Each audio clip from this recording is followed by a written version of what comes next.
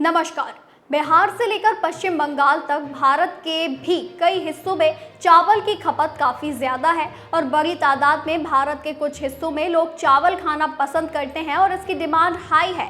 भारत की ही तरह जापान में भी चावल की डिमांड काफ़ी ज़्यादा है और इस बात का अंदाज़ा इसी बात से लगाया जा सकता है कि वहाँ के कृषि मंत्री के जब चावल की पैदावार और कीमत को लेकर शब्द गड़बड़ाए तो घमासान इस हद तक बढ़ गया कि उन्हें इस्तीफा तक देना पड़ गया।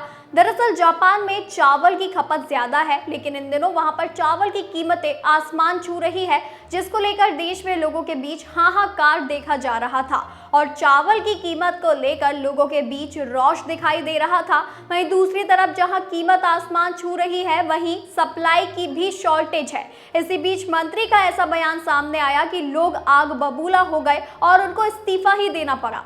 इसी बीच चलिए जानते हैं कि मंत्री ने क्या बयान दिया था। देश में चावल की कमी होने के चलते कृषि मंत्री ताकू ईटो ने रविवार को सरकारी भंडारित चावल के वितरण में तेजी लाने पर एक स्पीच दी थी। इसी दौरान कृषि मंत्री ताकू ईटो ने एक ऐसी बात कह दी जो उनके लिए मुसीबत बन गई।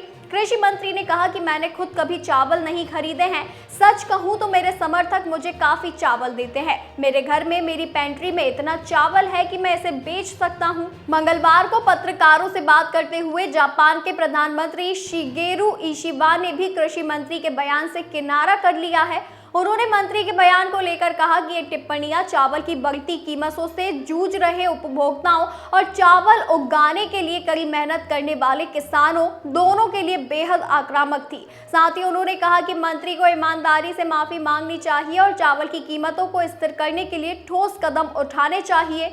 जापान के कृषि मंत्री ने चावल खरीदने के बारे में दिए अपने बयान के बाद पहले माफी मांगी और इसी के बाद उन्होंने बुधवार को इस्तीफा दे दिया। प्रधानमंत्री कार्यालय में अपना इस्तीफा सौंपने के बाद ईटो ने कहा कि मैंने ऐसे समय में बेहद अनुचित टिप्पणी की जब लोग चावल की बढ़ती कीमतों से जूझ रहे हैं। ईटो ने कहा कि प्रधानमंत्री शिगेरू इशिबा ने उनका इस्तीफा स्वीकार कर लिया है।